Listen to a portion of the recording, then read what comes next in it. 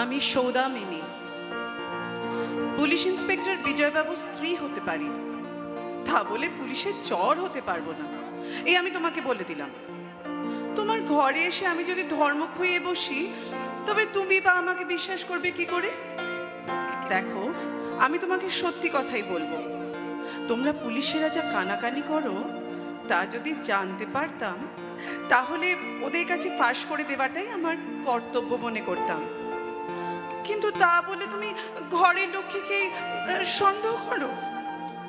দেখো দেখো, কুকুরটা সত্যি খিদে পেয়েছে, তাই তো অমন করে ডাকছে।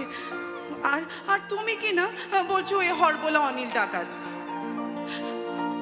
আসলে আসলে তোমরা পুরুষ মানুষ না, বুঝবে না। সন্তানহীনা মেয়ের বুকে যে স্নেহ জমে থাকে, তা সে যে কোনো একটা প্রাণীকে পেলে কাছে টেনে নেয়। দেখো দেখো, বড্ড ডাকছে বেচারা। যাই যাই, ওকে একটু খাইয়ে দিয়ে আসি।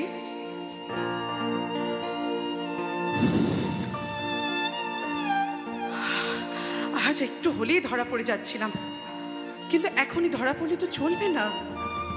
অনিল দাদার কাছে বিপ্লবী মন্ত্রে দীক্ষা নিয়ে স্বদেশী রাস্তায় পা বাড়িয়েছি। তারই নির্দেশে বিপ্লবী কাজের স্বার্থেই আমি সংসারী। একই সাথে পুলিশ ইন্সপেক্টরের স্ত্রী, আবার বিপ্লবীদের চর। এই দুরূহ কাজে আমাকে শক্তি দিও ঈশ্বর। তুমি আমার নয়নে নয়ন রেখো অন্তর মাঝে। আজি প্রণমী তোমারে চলিব নাথ সংসার কাজে।